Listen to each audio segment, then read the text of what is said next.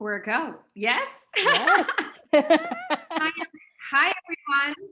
I just wanted to make sure. Couldn't tell. Hi, everyone. Welcome to one of my favorite nights of 2021, which is one of the launch events of the wonderful book Concrete Rose by Angie Thomas. My name is Dhonielle Clayton, and I am the co-author of the Tiny Pretty Things series, which is on Netflix now, and the Belle series. And I get the distinct honor and privilege to introduce you to one of my boos, Angie Thomas, who is the #1 New York Times bestseller of The Hate U Give and Concrete Rose. And now we're adding to her body of literature, Concrete Rose. So before I start talking to Angie, let me tell you a few things. The character that this book follows, Maverick Carter, I have claimed him as my whole husband since The Hate U Give. Like, I've been into him for a very long time, and Angie knows, Angie's mom knows, the internet probably knows, like, this is my boo. So to get to talk about him tonight and learn more about my husband, my book guru, is just so great. I like bulldozed my way into this tour because I told her that I had to talk to her about this book. And so I should bring on Angie Thomas right now. Hey, boo. Hey. You knew I was going to do it. You knew I was going to do it. You knew I Oh had to my do it. So God.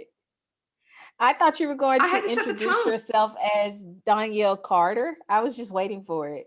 Like, Well, I'm waiting for the paperwork to go through so that I can officially change my last name. I'm I not was sure trying to Lisa change would it be on Zoom, okay with that.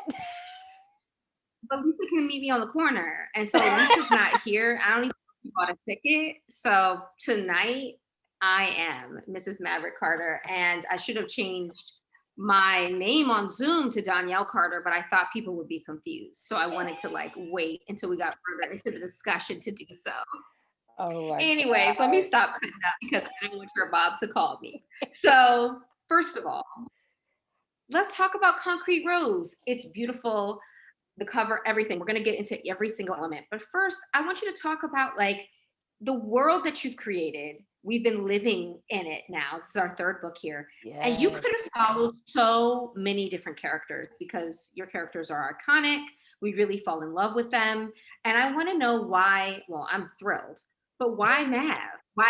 How did Mav, besides him being my man, how did he get his own book? Talk to me about how that came to you because the story is really fascinating, which we're going to dive into. But like, how did this all start for you? I should say, like, you made me do it, but that's not how it happened. Look, we can tell the streets here. Heard it right here. She knows. Like, But no, what was once The Hate You Give came out, the book and then the movie, what was interesting to me was that Maverick was the character I was asked about the most. Like, when you're talking about a YA book or a YA movie, the parents aren't usually, that loved. I mean, people will like them, but for that to be the character people ask you about so much, I didn't expect that. But like it would be the kids coming in the line, telling me that they thought Maverick was a cool dad. And then the mom's coming up, oh my God, I love me some Maverick. I want to marry me a Maverick. Like, those that really that and their questions about the character really made me think deeper about him. And then Russell Hornsby and his portrayal of Maverick really yes. added to it. Like having conversations with Russell while on set about Maverick and him asking me things that I'd never even thought about with the character, it helped me. It lit a spark for me. It's like, oh, okay. And just having those conversations with him about it, I realized, we have a story here. And maybe it's a story that should be told. And so I took the idea to my editor and to my agent, and they were both like, yeah, absolutely. So it felt right.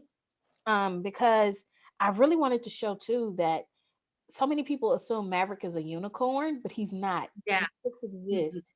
There are so many Mavericks. And if I can have the opportunity to show them love through a story, then I'm gonna go for it. And I'm so glad you brought that up because it segues to my next question, talking about Black boys in literature and young adult literature and how you put Mav together. I think we fall in love with him, yes, because of Russell, but also because of Star, right? Star is a product of him, right? So wanting to know how we fall in love with Star is we fall in love with Mav because all of who he is creates her too. And so I want you to talk about how you were able to, let's talk about voice. Mav's voice is so dynamic in this book. And honestly, writer to writer, I've never written a male character before. I'm actually quite terrified. I'm like, I don't know how to do it. I've tried. I'm like, ooh, I don't know. It really feels like it's outside of my muscle right now, but you did it. And I want you to talk about how you were able to channel his voice, get into his voice. And like, he goes through a lot in this book, which we were also going to talk about. I knew that was coming. Yeah. But first, I'm going to let you talk about the voice before I fry you about what you did to Mav in this book. You can't spoil it now. Remember, I will not. I'll Don't just say it. Angie lumped him up. So that's it. We're going to talk about it. But first, talk about how you approach as a writer, how you did it, how you got the texture of the voice, how you were able to do it. I'm a chicken. I haven't been able to successfully do what you did. You're going to be able to do it. You can do it. I know that. I have no doubt about it. You can do it.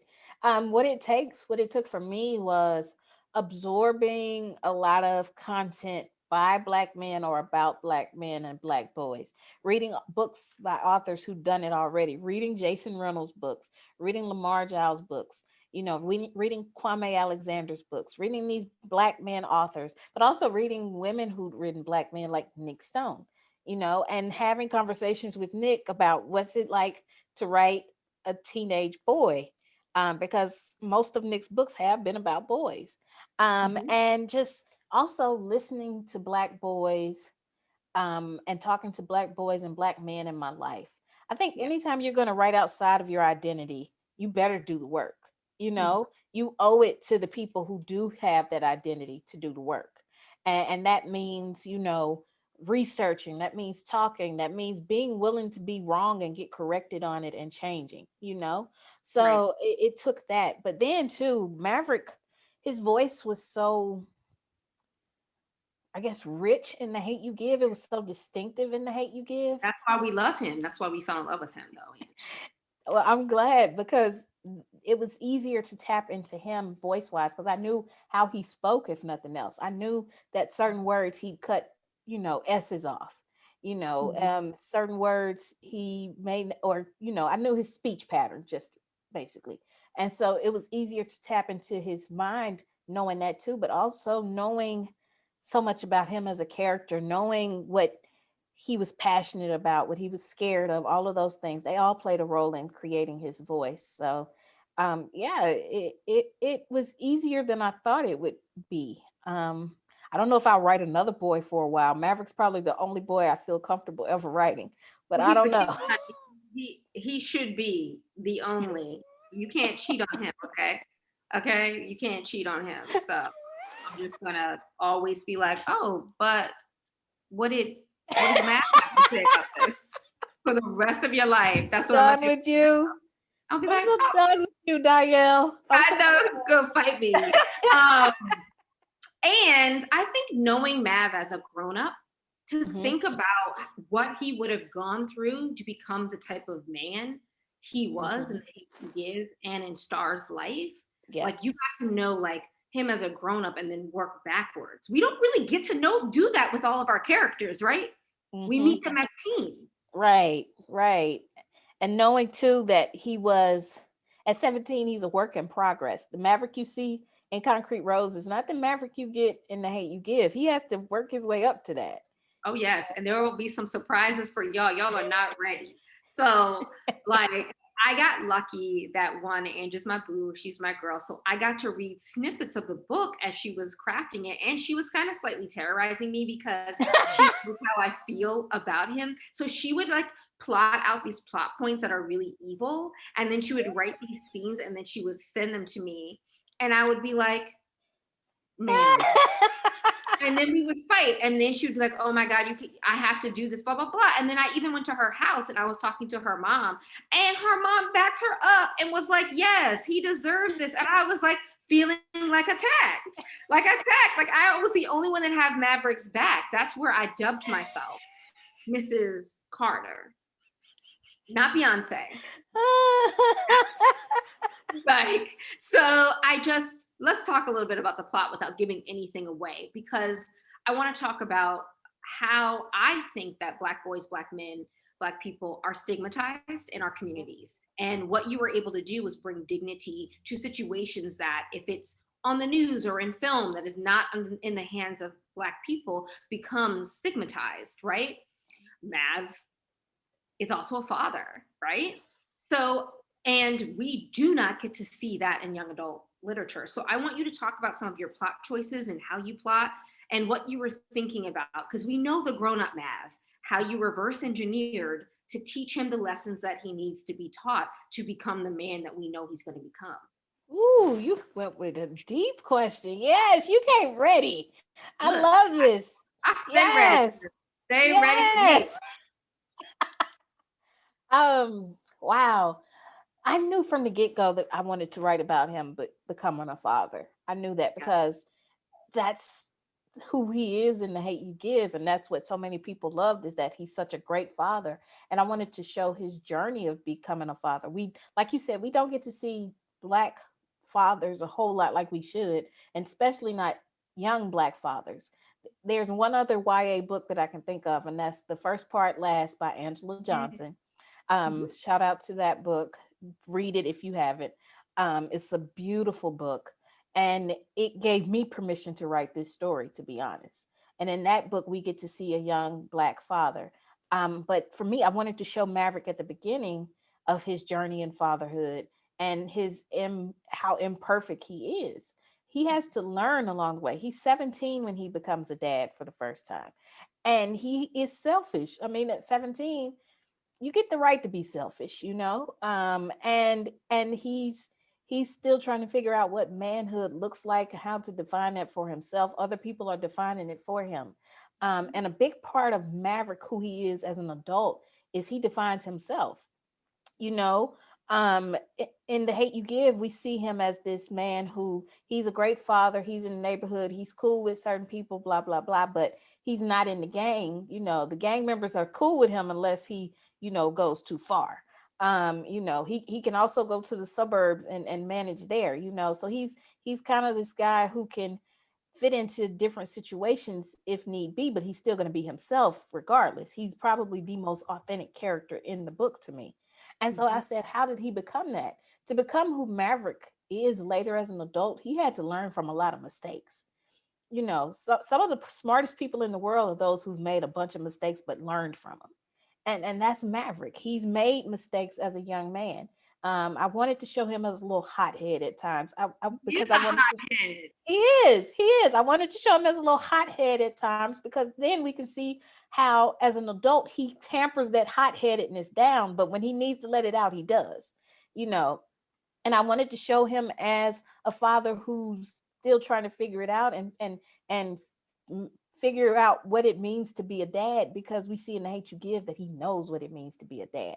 So I just looked at all the things that made him who he is in The Hate You Give, and I asked myself, how did he get to that point?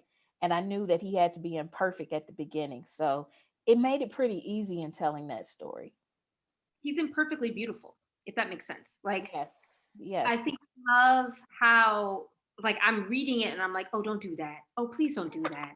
Don't do that. You know what I mean? And I'm like, you root for him in ways because you leave his heart on the page. You leave a layer of him on the page, and you can see why he will do a thing, even though we know it's not the right thing to do, or why he might pop off, right?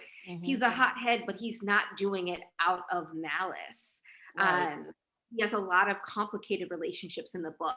And one of my favorite relationships that you do in the book is with, and I've talked to you and mom about this, it's his relationship with King, right? So in The Hate U Give, King is this controversial figure that from his past that is just like super dynamic, and Anthony Mackie plays him, right?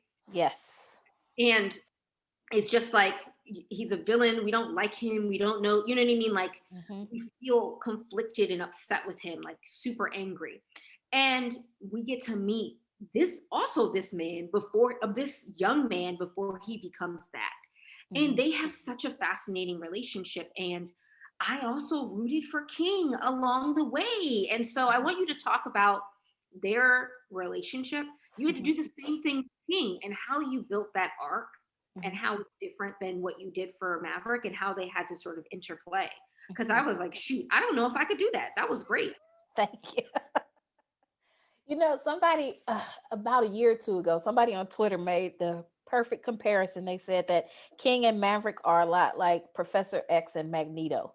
And I was Yes. like, oh, that's it. Like, that's the dynamic there. I used to think it was like Tupac and Suge Knight, but no, it's more like You did not, ma'am. I did. Ma'am. Suge was a huge influence on the character of King.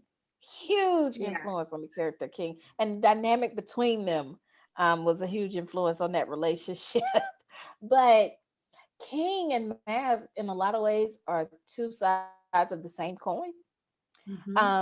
King and Mav could have ended up on the same path, but there were things that happened in their lives that diverted them from one another. We find out more about King in this book than we knew in The Hate U Give. We find out that King lost both of his parents at a young age and found himself in the foster system, going from foster home to foster home. He's had a troubled childhood. He's never had a family. And so when we come into Concrete Rose, he had just gotten what he felt like was his family in the form of this little baby boy and baby boy's mother, only to find out it's Maverick's child's. And I wanted to show how this is honestly the beginning of the crack in their friendship. King, in a lot of ways, has always been jealous of Mav. We see bits and pieces of it in The Hate U Give. He makes little comments here and there about Maverick's life and this and that. And in a lot of ways, King wishes he had that life. He has some jealousy towards Maverick. And he recognizes that it's unfair that a few things happening different in his life, they're the reason he is where he is now. So it was important for me to show how that relationship got a fracture in it, but also it was important for me to humanize King, and show why a young man like that would be so hardened, would be so harsh at times, would be so cruel at times, because the world has been harsh and cruel to him. And it just makes you wonder, if King would have had a bit more love, who would he be? Who would he have turned out to be? Who would he have turned out to be? And that's why it's interesting, because I've always told people that I like villains more than I like heroes, and I know I love Magneto, and that comparison is perfection, because Magneto and Professor X literally are worried about similar things. They have different and different experiences of their marginalization and the things that have happened to them. And with King, I'm always like, "Ooh, baby, I just want you to be loved." You know what I mean? Yes. And I just think that you did a phenomenal job with that relationship, because now when you read the book, you can read Concrete Rose, and then you can read The Hate U Give and see how the two boys turn into two men, and what the stuff is between them there, how it manifested there. Which is really hard. And it makes me wonder, another question, how hard is it to write characters that are loved by all of these people, that are known as these people, and now you got to go back and fill in the dots? And like, you know, sometimes when you write a character, people don't want you to touch that character. Like, I'm like, don't you hurt a hair on Mav's head? Like, I have certain feelings, you know what I mean? So, and you came in here and you hurt a lot of hairs on Mav's head. Also, you had to like go back into your world and you're bringing more readers into your world, you're expanding it, you're giving more context. And like, that's hard as a writer. You're touching something that you built something beautiful in The Hate You Give, and now you're going back in and adding more. And it's like, that's gotta be nerve-wracking. So talk about your process. Like, did you reread The Hate You Give a bunch of times and then go plot Concrete Rose and then like talk about the character arcs? Like, how did you do it? How'd you do it? I didn't read it like all the way through, and I only looked through it like one time and highlighted stuff. I had to go back through and highlight the references to my what I call my quadrant, and that's Maverick, Lisa, King, and Aisha. Because those are the four main ones that we see from The Hate You Give that we get more in depth with in Concrete Rose. And so I had to go back and look for things that may have been mentioned regarding them when they were younger that I could pull into this. I tried not to depend too much on The Hate You Give because this is going to disappoint some teenagers, but who they are at 17 is totally different from who they are in their 30s. You know what I mean? So even though there were some elements, some parts of their personalities that remained the same, there were other things that didn't. But like I knew going in, I said, okay, she's strong-willed. You know, I know this. I know Lisa is strong-willed. You know, that's why you tell me she gonna fight me. Yes, exactly. Aisha is in a lot of ways broken. And she can only give in The Hate. Yeah, and in The Hate You Give, she can only give Seven and Kenya pieces of herself. So I'm like, okay, so why is this? You know, why does she only give parts of herself to her kids? Maverick, we see, like I said earlier, bits of that hot-headedness and things like that. All right, so at 17, he didn't have that under control, you know. And King we see him as this cruel man in The Hate You Give. What led to him becoming that cruel man? So it's cruel man. So it was basically about me asking myself questions about why or how. What led to this? What led to them being this person then? Because that's what usually you go through as a teenager. The things that you experience as a teenager can, in fact, inform who you later become, the experiences you have. And that's really what YA literature is all about. You know, that's what we do. We write about characters whose lives will, at that point, will later inform them as adults, but they're also going to inform our readers. And who they become. So it was just about asking myself the question of who were they then and how does that inform who they are later? It was fun in a lot of ways, filling in the blanks. Like Aisha, for instance, you know, a lot of people ask me, you know, why is she like she is in The Hate You Give? And we see in The Hate You Give, she's not the best mom. And so I had to ask myself, does this mean she had a great mom? Probably not. So let's talk about what that looks like. You added a layer of understanding and humanity, which I feel like can be taught, right? Like, it's like, how do people become people? And when we were 16 and 17, we had no idea how our parents became our parents, how our aunties became our aunties, our teachers. And because we can't see that far. And it's a beautiful testament to show, like, let's look and study how these characters behave in The Hate You Give, and let's work backwards. This is who they were at this time and what breaks them, what hurts them to cause this kind of behavior, because I think you did a level of humanizing and added nuance to their backgrounds in a beautiful way, even though they suffer. I get invested, and I know. I get upset when you do what you do. And she did some things in this book, let me tell you. Yes.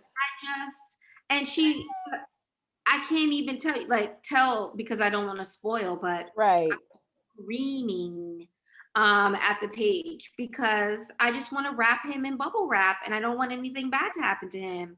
Because I like him, but I mean, I know that doesn't make for good fiction. And I also think that at the time, to be realistic to the things that he was facing, these things would have happened to him, which leads me to my next question, which is about people are, you know, it's a work of historical fiction. But what I love about this book is that it doesn't, the way that we think of historical fiction and the types of historical fiction we teach is like snooze fest, boring, like Mhm. just third person, all this stuff, blah, blah, blah. And you used a different technique to orient us in the past because Mav's voice he feels very much like a kid who's in East Harlem in my school, right? Like, or in Houston in high school. Like he feels his voice, there's nothing old about it. And I want you to talk about how you were able to like throw back like that, do historical fiction. I just wrote a historical fiction book. That mess was hard. What time period? 1928. Oh, well, that's definitely gonna be hard. You weren't there. Exactly. So I'm just saying, how were you able to do this? How'd you channel it? I had to depend on hip hop a whole lot for this. Hip hop Okay. music is a historical archive. We don't look at it as that, but it is. Specifically, listening to songs from 1998, 1999, I was able to figure out what the fashion was like, what the slang was like, the music, obviously, what kind of cars people were into, that sort of thing. Even technology, rappers talking about beepers and stuff. I'm able to listen to hip hop to know that. I have to tell you, it was pink. And Exactly. There you go. There you go. But see, I was like 11 I then. know I'm old. I'm You're old. not. That's why Mav and I could have been together because we were in high school at the same time. So continue.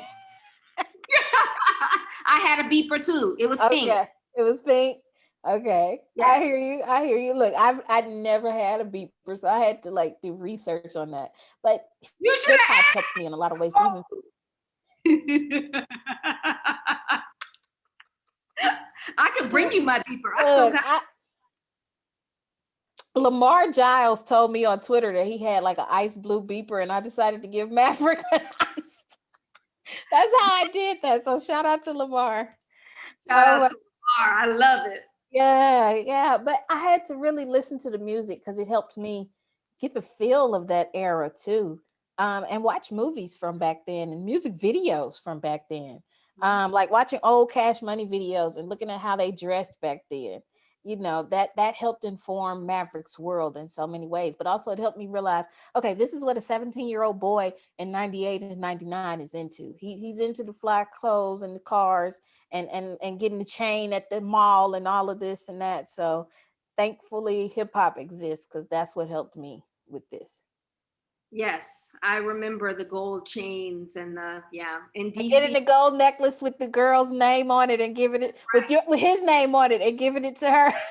That's right. It was my dream to get one of those gold necklaces with a boy's name on it, but I was so nerdy and had a face. Oh, I'm gonna Nobody. send you one that says Maverick just because. OG boo forever. Like I wish that somebody would get a quarter and go to the payphone and page me. Like that was my biggest dream. My mom paged me one time just because I was at the mall. She paged me once. Oh my God. But and that's what I thought. This was a whole flashback for me because I felt like I was like, oh my gosh, I'm back in high school with the references and such. However, it still has a level of contemporary like commentary and texture that is really, really just deft. You did an amazing job, and I feel like you were able to channel him and his struggles in a way that showed me that you love us, right? You love the community, and you love him. And even though people who might not know a kid like him, there are kids like him in every community that are stigmatized. Yes, absolutely. And they deserve stories. I will say my biggest struggle with writing Maverick's story was this fear of people looking at it and saying, oh, here's a story about a black boy selling drugs and in a gang. And I get the exhaustion with that because it's been done so much via Hollywood, but it's usually done in such a stereotypical way that I said, you know what? Okay, yeah. But if you just look at him at first glance, he's a stereotype, but he's a person. He has a story that deserves to be told. And as a writer, I owe it to those young men who will see themselves in this character, and I owe it to them to show the why. Why do these boys end up in gangs? Because even though Hollywood has been doing these stereotypical portrayals, there's still boys in gangs. There's still boys who are out here selling drugs. Why? They're in gangs because they want protection and a sense of family and a sense of love. They're Mhm. selling drugs because they want to help their families out financially. These are all human things that we can identify with. And so it was important for me to focus on that, focus on the person, humanize that. No, not every black boy is in a situation like Mav. No, not at all. Not even black boys in the hood. And then not all black boys live in the hood, you know. But for Right. the ones who are in these situations, I hope that they pick up this book and they feel a little more understood and loved more than It's the love anything. piece. I think what you did and what people in Hollywood don't do is they don't juxtapose the thing that they're like telling the truth, right? Like, okay, there are kids that deal with this. They don't juxtapose it with, and here's everything else. Here's Mm-hmm. the family, here's the love, here's the friendship, here's the food, here's the music, here's the culture. Like, there's never that. It's always Never. just this Mm-hmm. this thing. And that's what I think with Mav. You're also introducing Mav and kids like Mav to the world, showing you might think you know what a kid like Mav is like. You see them on TV, you see them in your neighborhood, you clutch your purse, you have no idea about that Yeah. kid. Yeah. And that's what I love. That's what I really love about it. Because also, and we're going to talk about the cover, Mhm. this black boy is beautiful. Yes. And just because he's everything that the media and that whiteness is afraid of at first glance, and Yeah. he is juxtaposed with one of the most beautiful flowers on earth, the rose. So talk to me about this and your beautiful title. I know where the Yes. title comes from, but Yeah. talk about the title and also talk about the how the cover came about, because ma'am, you've been lucky, you got some Yes. good covers. Shout out to the Harper design team. I can never thank y'all enough. Like, seriously, they always come through on my covers. So I'm so appreciative. And this time around they got Kathy Williams to do the artwork. And from the get-go, I knew that one, I wanted a red cover. Like, I knew that from jump. Because the Hate You Give was white, red, and black. The background was white. On the come up, white, red, and black, but the background was black. I said, all right, we got to have red background this time. I knew that. And I knew I wanted the title to be Concrete Rose. And I knew I wanted him surrounded by roses. I wanted a black boy surrounded by roses. The title came from Tupac, just like the Hate You Give's title came from Tupac. Um, this one, though, because this is probably my last book in Garden Heights, it felt right to go. I'm sorry. It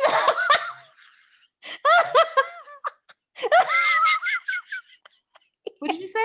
nothing. What? Um, it felt right to go with this title for this book because Tupac wrote a poem when he was a teenager called "The Rose That Grew from Concrete," and it's an autobiographical poem. Pac was brilliant, and Yeah. people don't know he was a poet. And I'm not talking about it through his rap songs. I mean, no, he has a book of poetry out there. You can get it at Barnes and Noble. But he was a poet, and he wrote this poem, and it's such a beautiful image about seeing a rose growing in a crack in the concrete and being in awe of something that beautiful growing out of such harsh circumstances. And he was talking about himself. And that image has stayed with me. It's the reason I named the neighborhood Garden Heights in the beginning, because I felt like this was a concrete garden and I wanted to write about the roses. And knowing that I tried to do that with both the Hate You Give and then on the come up, I said, okay, with a Maverick story, let's make it full circle. Let's bring this title to the forefront.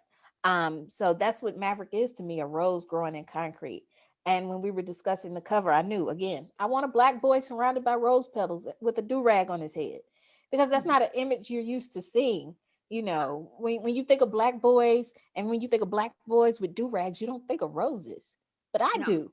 I do. I think of them being that beautiful thing, sprouting up from the concrete. So it I love the cover. I know. I love I it so much. absolutely love the cover. I'm so happy. It all came together perfectly. And I think I owe my design team at HarperCollins my firstborn.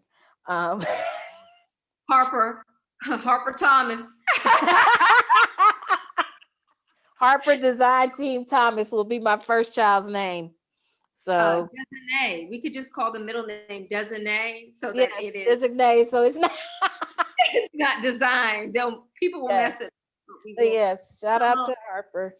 Shout and out. I'm Yes. confused. Like Angie, what's so beautiful about this too is that um I just it's everything that we never get to see, but it's gorgeous. And when I think of concrete roses, it's also a metaphor for us and our community and everything that we've had to go through. So it's like Yes. you put us in this terrible, terrible situation, constantly burning our communities, constantly harassing and terrorizing us. And Yes. literally, we have infrastructure that is broken. Our concrete is broken, yet we can grow roses. Our music, our Exactly. culture, our people, we can grow roses. And like, you might be afraid of this boy, but Mhm. this boy has a story and he is amazing and magical. And if you give him a shot and ask him a question and not be afraid, you'll learn so much. Um, and I like Preach, Danielle. Preach, I Danielle. told you how I felt about this man. So like you knew tonight we were gonna go to Oh, church yes. of Maverick. And so I just feel like this fits so beautifully with the other two novels. I don't want to hear about the fact that this is the last book in Garden Heights, so I'm just gonna pretend that we didn't talk about Oh that my because God. that might not even be true. That might not even be true. So there's that. She and I will talk about that offline. But there are also some audience questions. All right. Look, ma'am, you're not gonna throw that on me. I love that you As wore your star sweater, by the way. look, I'm representing, and I have red lipstick to represent. I came Yes. ready. I told you I had an outfit. With the red, black, and the white. I told you I had an outfit. Yes. So look, I came ready. So there's some awesome questions from the audience that I'm gonna All read. right. So get ready. Your first All one is from right. Amaya, and it's if you could choose one Tupac song to listen to for the rest of your life, you get one. Mhm. What would it be? Ooh. Ooh, that's a hard question. Yes, so mean. Oh, Amaya, I love it. I love that. It's roast time. I am. I'm gonna go with changes. Okay, I'm gonna go with changes. I think. okay. Yeah, I'm gonna say that now, and I'm leaving it. All right. The I Pope chose changes for his playlist on MySpace back when MySpace was a thing. oh So my god. changes is legit. I mean, I like some of his collaborations, especially with Dr. Dre. So I love California Love. That is like a turn up jam for me. So Yes. you know what I mean? Like it just it's like I would play that over and over again. Okay, this is from Megan. As a writer, what would you choose as your mascot? Or like what animal? Ooh, what animal? I want Ah, you I want want a sloth. a That's my sloth? homie. Sloths are Hmm. slow. So are you saying you're a slow writer? No, I no, I mean like yes, I actually am a slow writer. It takes me a while to process, but I like to sleep. And I oftentimes get many of my best ideas while dreaming, Mm-hmm. while resting in that liminal twilight before I'm falling asleep or waking up. I wake up Mm-hmm. with the answers. And sloths are so cute. They eat flowers and they live in trees. And like if I could do that and read and write my books, I'd live in a little tree house and Oh. sleep the day and then write my books. So sloth for me. But what's Mm. yours? I don't know. I hadn't ever thought about that. I like the question though. But you're about to get something I'm about to soon. get a dog, so my dog will be my mascot. I can't wait. I I can't can't wait. wait. I'm I so can't wait. excited. I'm so excited. I Yes, gotta get the dog now too, because I'm like, yes, yes. people We don't gotta. realize that Angie and I send dog photos back and forth and we Yes, fall in love with dog accounts and then we like yes, just send photos back and forth like all day. yes. So So our dogs will be cousins. we're cousins because Yes, also people don't realize that I'm also from Mississippi and we're and from the probably related. we are probably related. Like I always tell her mom that like I'm her other child that just doesn't Yes, live in Mississippi. So yes, there's that. yes, yes, Um, but yeah, Mississippi every yes, summer. yes. Okay, so I have one from Belita. All right. How does it feel to have written such meaningful characters that speak to people's souls? Ain't that the truth? Oh, Preach on it. that's That's very sweet. I try not to think about it like that too much because that's Really? a lot. Yeah, that's a lot of pressure. It's a lot of pressure. I'm relieved, because when I think of my characters, I think of them as people. Like if you ask my mom, I'll be telling my mom random stuff about my characters as I'm working on my books. And it's stuff that doesn't make it into the books, but it's stuff I know about them. And we have conversations about things happening in their lives, like we're gossiping about regular people. I love it because she was going to fight me about my love of King when I came to the house. She and I Yes. was like, King ain't right. And I was like, but let me make a Yes. case. Let me make a case for King. And she and I, we was eating smoked chicken and we was going at it like as if King was a cousin from down the Exactly. road. Exactly. So talking that out with her helps me, but knowing that these characters that for me are so real become real to other people, that means a lot. Again, I try not to overthink it. I try not to think about it too much, but if nothing else, it inspires me to write more, and it lets me know that this way of approaching my characters must work because people fall in love with them. So I'm doing something right, I think. I think so too. And that means that you have to tell me how you approach writing your characters because this I'm really Mm. fascinated about with different authors, how they build. I'm a Yeah. world person first. Really? So Okay. Well, yeah, I see the world first. I'll tell you, like right now, I'm working on my middle grade, my first middle grade, and it's a fantasy novel. And like I'm building this family, and specifically this main character, and her family dynamics are very messy. It's very messy, We and I love mess. I We love love mess. mess. I love mess, like the lady on the Netflix show that does the clean. I love mess, Marie but Kondo, I love mess. yes, but I always have to ask myself, who is this kid? Like if I passed them on the street, what would they be? What would they look like? What would they be into? What are they into? What makes them tick? What makes them, what are they excited about? What's their personality like? So I try to think of them as people I may pass on the street and ask myself, why would I want to get to know them better? That's how I do my characters. Oh, That's that's what I think about. do you give them pieces of yourself? Like sometimes I take an element of myself or my teenage self that is either positive or negative, and I will give them that trait because, like, Mhm. one of them is obsessive, one of them is a worry wart, one of them, you know what I mean, is afraid of everything, right? Like I give them pieces of myself and Mhm. then wrap their personality around it. I Yeah, try to do that.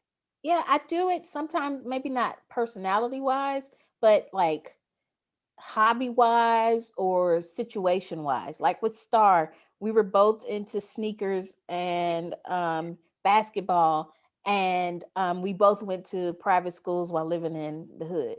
With Bree, we both wanted to be rappers at 16. We both saw our mom struggling financially and wanted to help out as best as we could. We both found ourselves censored at one point or another. With Maverick, we both want to take care of our families. We both want that feeling of protection. We both want to figure out how to define ourselves. So like now and then with Maverick, like he likes um video games. I get that, so I find things that I have in common with them on that realm. Like now middle grade, she likes the Pelicans basketball team. That's my team. If you follow me on Twitter, I'm separated from them right now. I'm not divorced because they've been frustrating me, so we're separated, taking a break from one another, but I love them. So I put that in the book. So it's You just, have them. I will. It'll be okay. Usually when I break up with them for a little bit, they get their stuff together. But it's about finding those things that I connect with them on and putting that in there. And there's some things, like now crafting this new character, there are some things I do with her life that happened in my own to a degree. Mhm. And it's a way to tap into yourself and put that in the character, and then you will find yourself creating a more realistic character. No, that makes sense. And I love your approach because people don't realize how long it takes to write a book and how many times you have to read the book over and over again and staying connected to your characters. Is So, important. Oh my God. Like writing a first draft is just the first step. Like and you're gonna be editing that book a whole lot.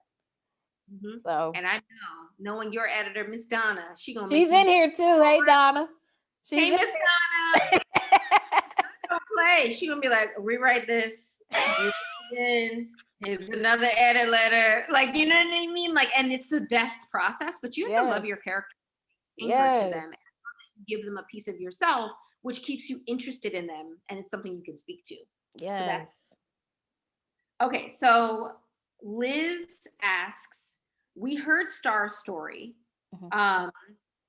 And so why did you know that Maverick's story needed to be told too? Mm. So what really made you do Mhm. that? I felt like of all the characters that I could have gone back and covered, he was the one with the most threads. And what I mean by that is the most plot elements that I could pull from. His life is so layered. Color. I mean, yeah.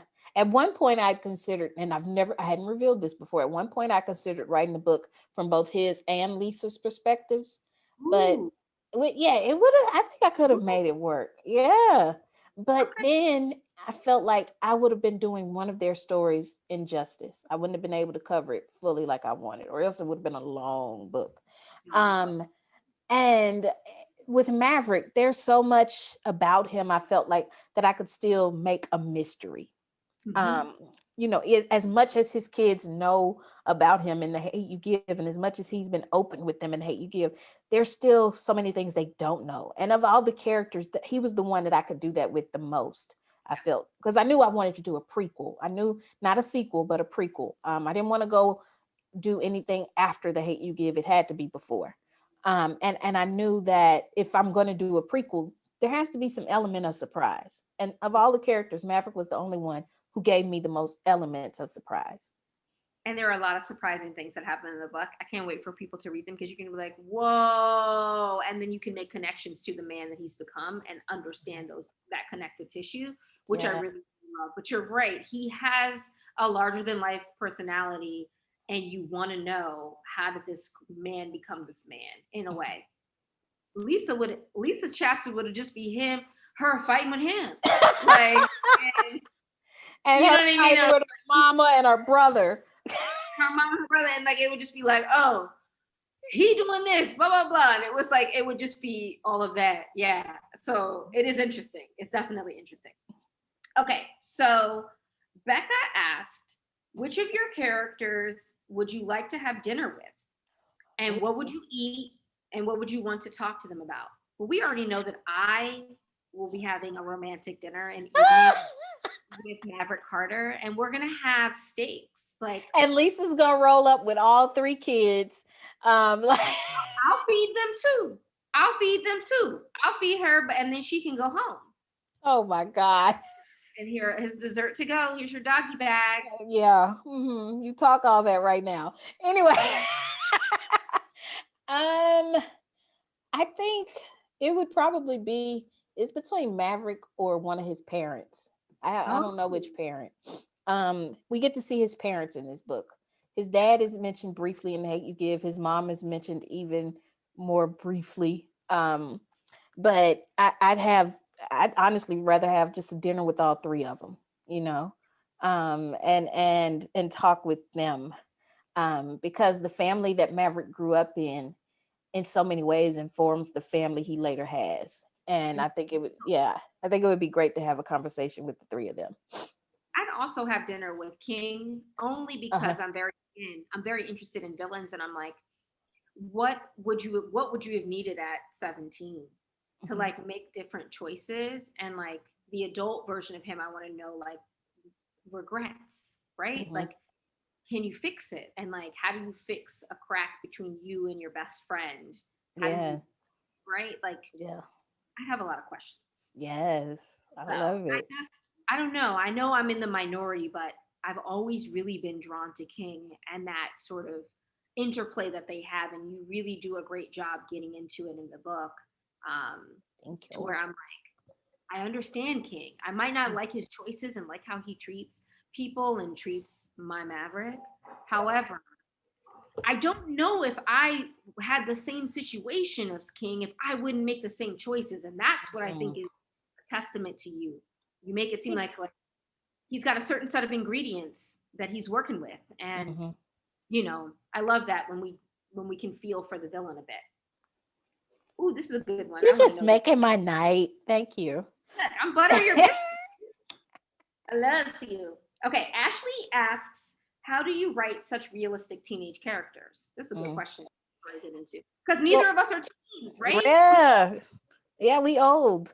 One, I respect teenagers. That is so important with writing for teens. Respect them as people, as human beings, respect what they like, what they're into, and stop looking down on it. And remember what it was like to be a teenager. Try to, at least. And then listen to teenagers and pay attention to them. Have conversations with them. That's the only way I can pull it off. But yeah, it's just about respect. It really is, because adults, we tend to look down on the music they're into. Oh, there they are on the TikTok again. TikTok is dope. I don't know what y'all talking about. I love TikTok. I can't make TikToks, but I enjoy watching them. Yeah. TikTok. We'll have to make a TikTok when you come here. But I'll try. Okay. But no, I respect them as human beings. I respect what they like, what they're into. I respect their emotions. And I recognize they're people. They're humans. And Nick said something last night in our event that really stuck with me. And she said, just because you're older than somebody does not make you superior to them. That doesn't. And as adults, we have to check ourselves on that. You can learn so much from teenagers. But it's just remembering what was important at 17 and what was not important at 17, and what it felt like to be in love or want to be loved at 17 and stuff like that. What did I care about at 17? Just remembering those things helps me write them. And I love that too, because Plus, I don't think I've grown up. Me neither. I feel like I'm still 15 most of the time. I look at my journal. Yeah. Girl, you still stressed and vexed about the same thing, and you are in your 30s. Like, get it together. I talk to myself like that. I'm like, whoo, you need to pull it together, because you are still mad about that. And I also think, I don't like going back to those journals sometimes. I try to write teenagers as they are. And this is something that you do. Write them as they are versus how I wish they would be. Yes, that part. That part. Are messy. And I had all of these conflicting feelings, and that it's okay to not have your mind made up, to make bonehead decisions, to have to figure it out, to have to apologize, to have to change course. Yes, it's okay to make mistakes at 17. It's okay to make them as an adult. You just learn from them. Exactly. So yeah, stop writing perfect teenagers. There's no such thing. No. There's beauty in imperfection. Mm-hmm. And Mav is not perfect, but yet the way that you love him. You're like, oh, if you were perfect, you wouldn't be Mav. Right. You wouldn't. Yeah. And so it's a great way to think about teenagehood. Okay. So Jamie asks, so much of your work brushes against the law, and especially the complete failures the law as an apparatus offers young people. Do you feel that adolescents should learn more about the law? Do you see your books as a window through which the narrative allows for that? This is a tough one. I know. I think that we see in Concrete Rose the way that the justice system or injustice system has changed Maverick's life. His father is incarcerated. And for so many young people, that's a reality. For so many young people, they feel as if because their parents are incarcerated, part of them is incarcerated.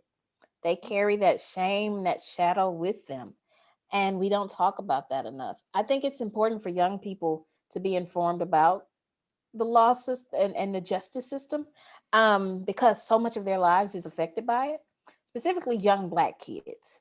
The school to prison pipeline affects them more than anybody. And that's an unfortunate fact. And I want them to be aware of some things. I'm not going to sugarcoat anything. And I want other kids to be aware of this as well. When thinking about Black kids and thinking about how they're more likely to end up suspended and then placed in a juvenile detention center than their white counterparts, you know. Um, I would say that I think all young people should be aware of the justice system and the ways it affects their lives and their peers' lives. Because if we want adults who are have way more empathy, if we want adults who are way more aware and understanding of lives beyond their own, we have to talk about those sorts of things as well. So I probably won't be talking about them in the next book, but you know, it was definitely it was definitely important for me to show how the justice system, specifically how the prison system has affected Maverick's life and his family, and the fracture is created there, but also what grows from that and how he can grow from that fracture. Right. And how he's okay, but like there's a bruise there. Yes, And what that can do. What I love too is that you're honest. And that's what I think we owe to our readers is honesty. absolutely. You are always honest in your books, whether or not people want to hear it or not, whether or not they get mad, all of that. You're honest about it. It's like this is what it is. Have So to be honest. to the law. There Yeah. is no use in lying to kids as they're reading this book that Maverick would not be targeted, that his family wouldn't be suffering from, you know what I mean? That Mhm. having an incarcerated parent, that you don't feel incarcerated with them, you Mhm. that. And I think it's important. Thank you. Yes. Okay, there's two more. Okay. All right. Jessica says, how does the New Orleans Pelican season look this year? Double point. And then also, who is your biggest influence? So first, talk about the Pelicans, your New Orleans Pelicans. How's the season looking? All right. Biggest I was influence. looking to see if I had any Pelicans gear near me. I Right. don't. I am concerned, but not too concerned. We just got a new head coach, Stan Van Gundy, and he is making these boys into disciples of defense. And I think it's going to pay off in the long run. We have some things that need to be fixed with the roster, but I'm positive, although not about tonight. Tonight, we're playing the Clippers, and like several of our starters are out, including Zion, who had an inconclusive COVID test. Not saying he has COVID, but he took the test, and we don't know if he has it or doesn't have it. So they're sitting him out tonight. Um, but I don't know about this season, but the future is bright for the Pelicans. So shout out to the Pelicans. While we are separated, I still love you. I can't believe somebody asked me about that. Love the Pelicans. I We do, know this about you. I do. So I think the future is bright for them. Okay. So shout out to the team, to the whole team, to the front office. Who's my biggest inspiration Or as an influence. influence? Say on your Um, my mom is one. Yes, mama. Yes, my mom is one for sure. Um, one of my biggest influences, besides Tupac, is Lisa Left Eye Lopez from TLC. I knew you was gonna say that. Yeah. She was such a huge influence on me as a teenager. She did something for me personally that really helped save my life, literally. And knowing that, it informs me now, being in the position that I'm in, to knowing that I have an effect on young people and I have an impact on young people. I keep her in mind in everything that I do when it comes to young people. Lisa was so giving and so selfless, that, and I want to be reflective of that as well. So she's like a huge influence. And knowing she was so young when she passed and didn't get to do everything she wanted to do encourages me to go for everything I want to do, because life is short. I ain't going nowhere no time soon. Wait a minute, let me calm that. I'm not. But Ma'am, no, excuse I'm me. not. But it reminds you that you got to go for it while you're here. Go for everything. Go for your dreams.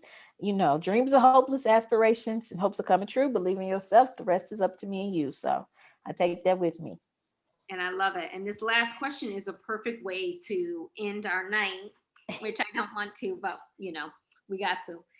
Khadijah asks, how have recent events affected what stories you want to write in the future? Ooh, that's a good one. Let's- I felt spoiled by Concrete Rose because I got to write that during the pandemic, but it was set in 98, 99. So there was no pandemic. There was no social media. There was no angry president on Twitter. Mhm. There's none now either. Anyway, Thank you, Lord. Thank you, amen. Lord. Hallelujah. Mhm. But as a writer, I have been wondering, how do you address this? Yeah, what are we gonna do, Ange? What are we gonna Like do? everything that I've written in the pandemic has been escapism. Mhm. Writing Concrete Rose, writing Blackout with Dhonielle and my other booze. Blackout comes out in June, y'all. Check that out. It's a novel written by me, Dhonielle, Nick Stone, Tiffany Jackson, Ashley Woodfolk, and Nicola Yoon. And it's about teenagers in love during a New York City blackout. So be on Yeah, the lookout for that. And that was being able to write about that was an escape. right. And now working on fantasy, it's an escape. So I don't know how to address what's going on right now. And as somebody who's written novels based on current events or Right. current climates, you'd think I'd be okay with it. But this is one where it's like, it changes how you write contemporary fiction. Like, Mhm. for instance, do you write kids going to school? Are they wearing masks at school? Can a couple go on a first date together, or is it over Zoom now? You know? Um, so it's tough to figure out how to handle that in my work. So all I can do right now is try to do books that offer my readers an escape, because I feel like that's what they need the most right now. With The Hate You Give, I felt like young people needed something to help them understand the movement, Black Lives Matter. But now Mhm. it's like this is constant, even though that's constant too, but this has changed our entire way of life. I feel like as a Yeah, writer, I should give them an escape. So that's what I'm going to try to do, write escape books. yeah, because I don't even know how I'm gonna do it. I don't want to describe I, the masks I to don't the either. I don't want to write this. I don't want to be in it, like I'm like, I miss all my friends. I miss us being together. I used to see Ange Right. every single month. We'd be on the road. We'd be somewhere. Yes. I'm coming over. I'm coming down. Like Yes. it's it's It's just we're all sitting in this yeah. water.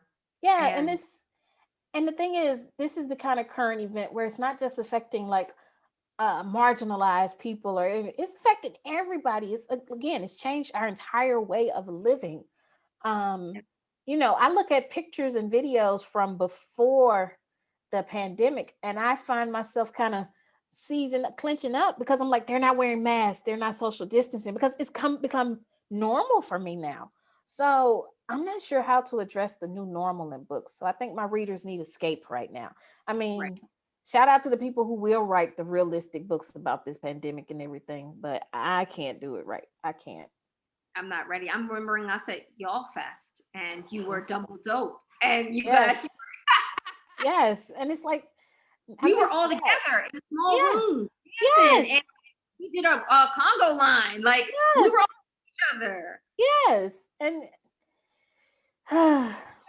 Kwame and Balia put his hand in mayonnaise. Like that is full of coronavirus. Like it is like that is over. That he would have had a plastic glove on now. Like exactly. I just think I just think we have to write these stories, and Concrete Rose being one of them, that can help us cope, help us escape, Yes. help us move Yes. through all of the non-answers that we have. And Yes. I just can't wait for all of the stories that you're going to tell. And I will not accept that you're not going to be writing anymore in the Garden Heights world. So we're not even. I So think just you'll like the new world. I think you will. know you're going to send it to me, Yes, but ma'am. I'm just saying. I love Maverick. Nobody else on this tour that she's doing talks with loves him as much as I do. I'm just putting that out there, letting everybody okay. I know Nick Stone had a lot to say last night. However, just know this is a book for me, my book. Yes, And ma'am. I love you, Angie. Thank you for dealing with my antics. And I am just so proud of you and so happy that this book exists and that you exist. And like, you're my babe. Oh, I love you too. Thank you so much for doing this. Thank you all for joining us. Thank you for taking the time on your Wednesday night to come listen to us talk about this book. I hope you enjoy it, and stay safe, mask up, Yes, wash your hands. wash your hands. Bye. night.